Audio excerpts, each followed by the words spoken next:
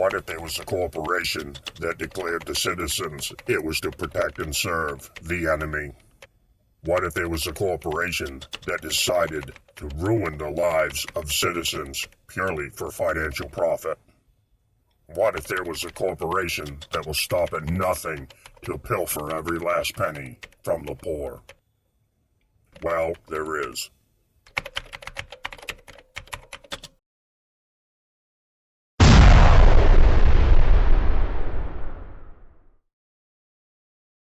I was only 7 years old.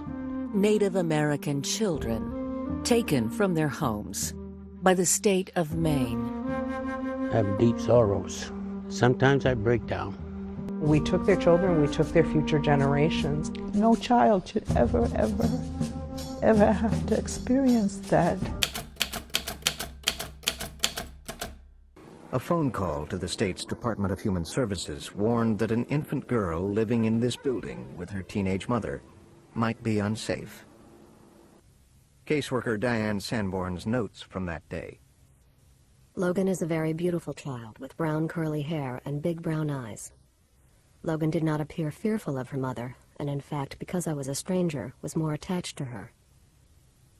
What Christie had to work on was what DHS considered an unhealthy relationship with a boyfriend who had admitted using drugs. The department told Christie that she would have to follow a new set of rules. DHS service agreement. Christie will not allow anyone to live, reside, or stay over until this person has been screened and approved by the Department of Human Services. Christie will submit names of people or person with whom she is or plans to be intimately involved, and shall not allow any contact between that person and Logan until assessed and approved by DHS. One day, she left 2-year-old Logan with a babysitter at her mother's house. Mitch, who had previously moved out, showed up outside. He was spotted by a neighbor who called DHS. Citing Christie's failure to protect her daughter from the threat posed by others, the department immediately sought custody of Logan. They went to court and they got an order saying that I was allowing my daughter around unsafe people. I'll take some of the blame. Sure, if I wasn't there, it wouldn't have happened. But at the same time, he wasn't supposed to be there. Quick, this way, leave alone, come on. DHS affidavit requesting Logan's removal. Despite the department's involvement with Christie since June 1996, Christie continues to demonstrate recidivism under scrutiny, a clear sign that Christie is unable or unwilling to make the necessary changes to provide a home free from threat of sexual and emotional abuse. The department is asking for custody of Logan Marr to be granted to the state of Maine's Department of Human Services. Hearing of the department's plan to take Logan, Christie took her daughter and fled, heading south towards Boston. But she realized her efforts to flee were futile and returned the same day. By the next morning, 2 caseworkers had come and taken 2.5-year-old Logan. She was now in the custody of the state of Maine. November 9th, 1998 service agreement. Christie will sever all contact with her mother and demonstrate that she is able to maintain herself separately from her mother's negative influence.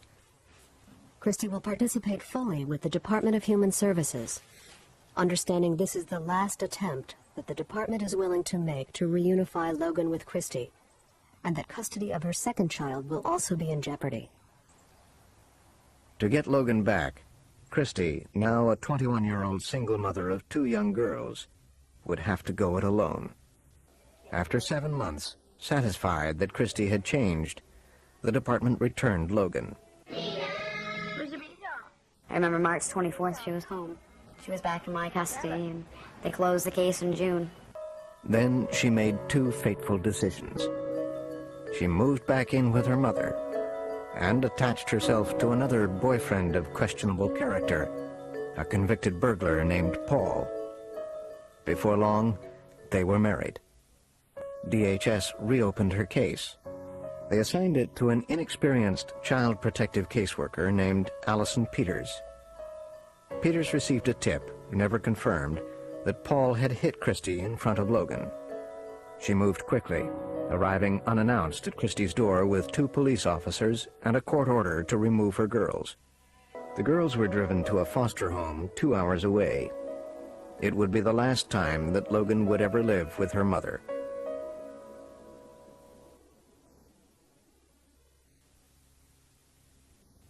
As Christie was struggling with the loss of her girls, DHS caseworker Sally Schofield had begun to think about adopting a little girl of her own. She had 2 boys, Derek, 14, from a previous marriage, and 1-year-old Shannon. But she had always longed for a girl. I sort of felt like if I had 12 children, they'd probably all be boys. So I'd never get a girl. So we decided to pursue adoption. DHS discourages its caseworkers from adopting children from within the system. But Sally was determined to be an exception. In her years at DHS, Sally had developed great confidence in her own ability to handle children. When a pre-adoption assessment made some critical comments, Sally complained so loudly that the authors removed the offending language. Sally Schofield's pre-adoption assessment. When asked how she would deal with a child in a very challenging parenting situation, for example, a child who is out of control and not following the rules, Sally said she couldn't imagine a situation in which a child of theirs would be that far out of control. In an effort to rescue kids from the limbo of foster care, the federal government had begun offering states like Maine financial incentives to place children in adoption. Also, biological parents were given less time to turn their lives around before losing their children permanently. By July 2000, her girls were still in foster care. Christie had only 8 months left to prove herself or face the likelihood of losing her daughters for good. Determined to get her girls back, Christie divorced Paul, worked 2 jobs, and attended mandatory classes and therapy sessions, riding for hours in DHS vans to get to them. Then, the night before Logan's first day of kindergarten, something happened. There was a physical incident between Mary Beth and Logan, an incident both Mary Beth and DHS refused to discuss. Whatever took place in Mary Beth's home, DHS moved quickly to find a new foster placement for the girls. They turned to one of their own, Sally Schofield. Department rules normally bar caseworkers from becoming foster parents to children within the system. Nevertheless, just a week after the incident in Mary Beth's home, Sally received a call from caseworker Allison Peters. Allison told us that, the girls were beautiful little girls. They didn't have any issues. They didn't have any behaviors. They had to move the girls, and they were heading for TPR. Termination. Right. Terminating Christie's parental rights would free the girls to be adopted. The plan was that they would be freed for adoption. So at the time that the girls needed to move, the department wanted to find a family that would take them now and then ultimately down the road adopt them so they wouldn't have to move again. And that was you. Right. Did you get the sense when Logan was brought to you that she was a difficult little girl? Did anybody tell you she was a difficult little girl? No, actually, what we were told was that they didn't have any behavioral problems. And there were no known emotional problems. Logan. The girls moved in with Sally in early September 2000. She took to them immediately. We fell in love with those girls probably that first weekend. These were our children. And we didn't treat them any differently than we did the boys. I mean, they were our children. Are you zoomed in? Yeah. Bailey's big trick. While Sally sought to win the girls' trust, DHS cut back Christie's visits with them. She would have to provide her own transportation, though she didn't have a car.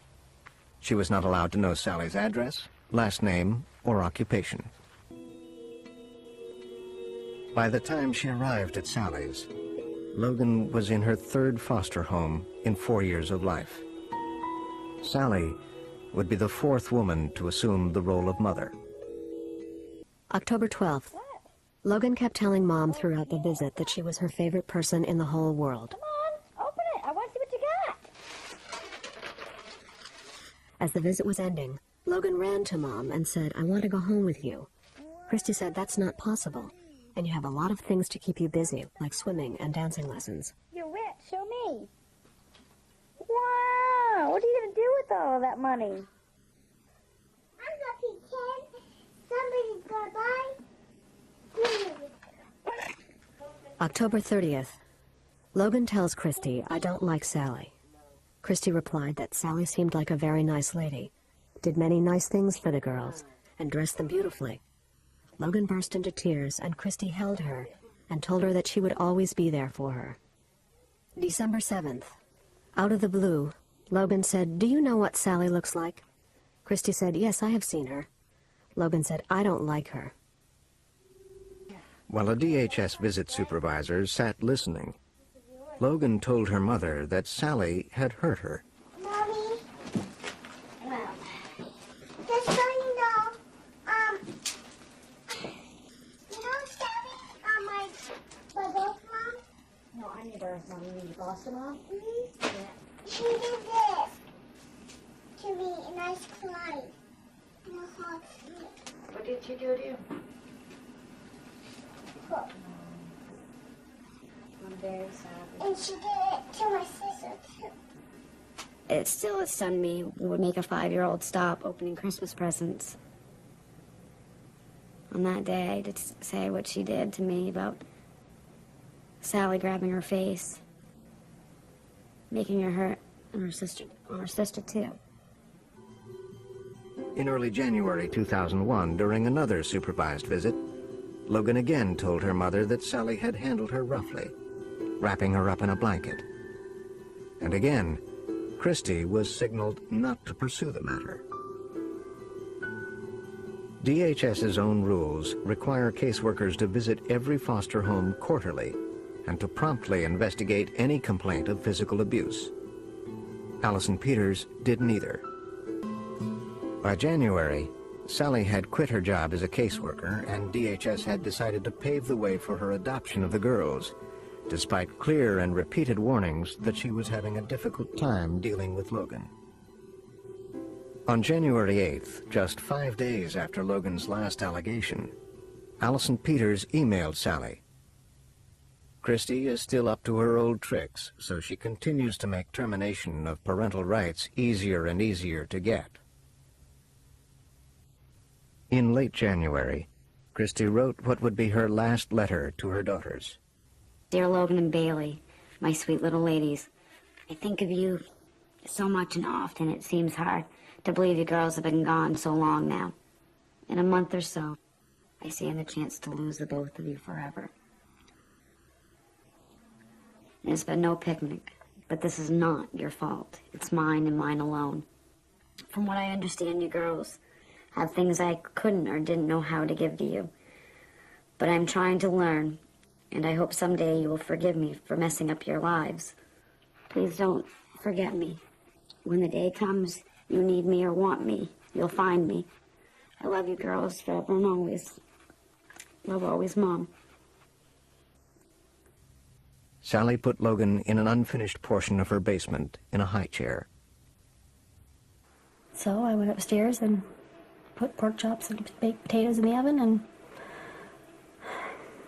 I had been up there 3 minutes, and I came back and she was quiet, and I said, "Are you done?"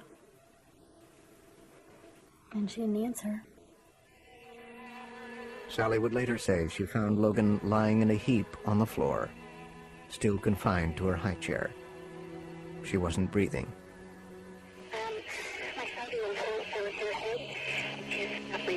She's not breathing at all? No, I tried to. And I can't find a pulse. Logan was rushed to Maine General Medical Center, where she was pronounced dead. That night, the police came to interview Sally Schofield. So I went down to the bottom of the stairs and I said, "Logan, are you done?" And she was on the floor, still in the high chair. And my first thought was, oh my God, you know, she hit her head, she knocked herself out.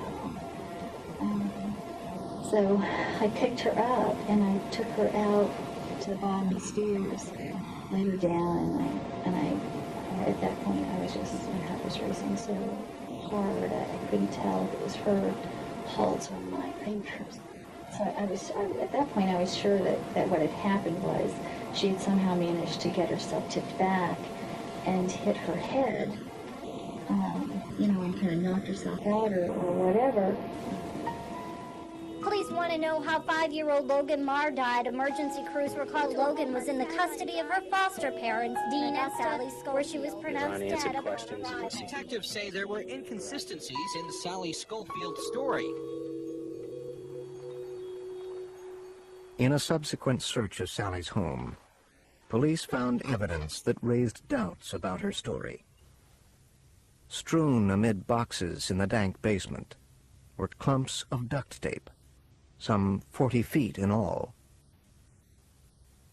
Police tests revealed that the tape had been looped repeatedly around Logan's body and head, and across her mouth. Tufts of Logan's hair could be seen stuck to the tape. An autopsy revealed that Logan had not died from a blow to the head, but from asphyxiation. They arrested Schofield this morning and brought her here. What's most shocking about this case is that Sally Schofield had worked for the DHS in the Division of Child Services for She was considered a perfect candidate. She had taped Logan to her high chair and taped her mouth shut. Shortly after, DHS came to the home of their former caseworker. The department took my children the next day.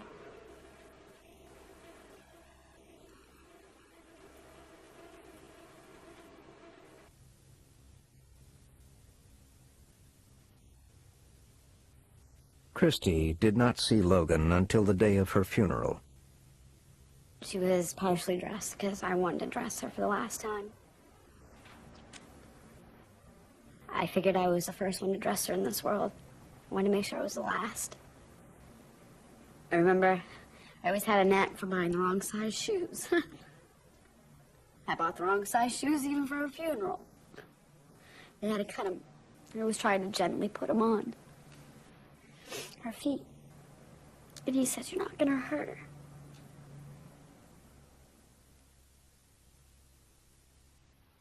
In June 2002, Sally was tried for the death of Logan. The pre-sentence report has concluded. Sally waived her right to a jury trial. A judge concluded that she had not intentionally killed Logan and dismissed the murder charge. But he found her guilty of manslaughter and sentenced her to 20 years in prison. No formal disciplinary action was taken against any DHS employees in connection with Logan's death. Allison Peters testified at the trial, but was never asked about her failure to respond to Logan's complaints about Sally. She was placed on paid administrative leave for a month and has since left DHS. Almost a year and a half after her daughter's death, Christy says she was told that Maine DHS had officially closed her case file. Many have worried that the sequence of events leading up to Logan's death was all too common. Dozens of people emerged to complain of mistreatment at the hands of the department. We're taking kids from places that aren't that bad, putting them in places that aren't that good, and completely leaving out of the equation the bond between the parents and children. They spoke of a department too hasty in removing children. They forced me to take him to the hospital for a shaken baby exam. And all of the tests came out negative. And yet they still kept my child. Based upon, I didn't hurt him this time, but I might in the future. Of a secretive process with little review or oversight. People who aren't accountable to anybody probably are going to make some mistakes. The death of Logan Marr focused outrage on a normally secretive child protective system. Who holds these people accountable? The answer is nobody. Why was Logan removed from a mother who had never abused her and given to a foster mother who killed her? The agency did not follow up on a complaint Logan made that Schofield had hurt her. Who should have kept her safe? The Department of Human Services did not kill this child. For many in Maine, it was an abuse of power. No way should any court in this country of ours ever take a child from its parents based on possible, probable, or maybe. When a child dies, the child protective system is thrown into turmoil, and it is caseworkers who must bear the brunt.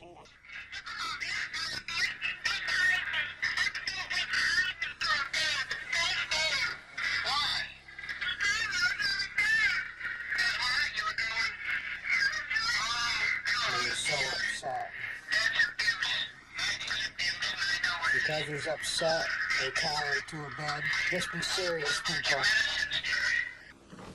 He's just, his emotions, his feelings have been played with to the point where he don't know what's happening. It begins with a phone call. A teacher, a neighbor, a relative reporting abuse or neglect. In Maine, many caseworkers have less than 2 years' experience. 2 decades ago, the child welfare system was focused on preserving families first. Before losing custody of their children, parents were often given years to turn their lives around. But today, the pendulum has swung. Caseworkers place the safety of children above all other considerations, including parents' rights. Under this pressure, caseworkers are now intervening in families earlier and more aggressively, taking on cases they might once have passed over. Twice as many cases now involve neglect rather than abuse, a definition that is often much more ambiguous. Let me ask you, what is neglect? What do you think? What about the child that just nobody pays attention to? They don't listen to the child. They don't hear. The child doesn't exist other than the fact that there's a picture on the mantle. New at 5:30, a former DHHS caseworker convicted in the death of a 5-year-old girl will soon be released from prison. Sally Ann Schofield was convicted in 2002 and is serving a 20-year sentence for killing Logan Marr. But as CBS 13's Jennifer Long found out, she's expected to be out next month. And Jen, this does come as Logan's mom is fighting a battle of her own. Well, John, I spoke to Christy Darling today. She told me in January she received this letter notifying her the woman who killed her 5-year-old daughter will be released from prison in April. And in the same month, she was also diagnosed with stage 4 lung cancer. While she's fighting for her life, she's also fighting to keep her daughter's memory alive and remind others not to take anything for granted. Darling says the sentence Sally Ann Schofield served is not nearly enough. Schofield was convicted of manslaughter in the death of Darling's 5-year-old daughter, Logan Marr, in 2002. Schofield was a DHHS caseworker. Logan and her sister Bailey were foster children in her care. Logan suffocated after Schofield duct taped her to a high chair in her basement. According to the Department of Corrections, her release date is April 25th of this year. Darling says that's too soon. I don't think it's right. I can call and write letters to a correction officer and express my wishes, but it doesn't change the daily struggle with that, the heartache that comes with it. But I can't bring her back, but I can show that there's got to be justice out there, that we can't allow that to happen. It's not okay. It's just not. Darling had her second lung biopsy yesterday, and her doctors are trying to figure out the best treatment for her right now. She says she's in a wheelchair most days and hoping to relocate to a space that's more practical for her needs. We do have a link to a GoFundMe page for Darling on our website, WGME.com. So you're recommending that I don't have visitation with my child? Yes. Based upon what? The same reasons that we're talking about that we petition the court for. Okay, so then what you're saying is, you say I shouldn't have contact with my own child because I don't like your involvement in my life, and I express that, right? No. Okay. I'm saying it because of the presentation of your emotions in response to this situation. I want to know how you justify such a severe action as not even allowing me to see my child based upon my dislike of your being in my life. Give it to the people without providing Vaseline. Now, who would want to live in a place like this? You little son of a bitch, socialist cocksucker.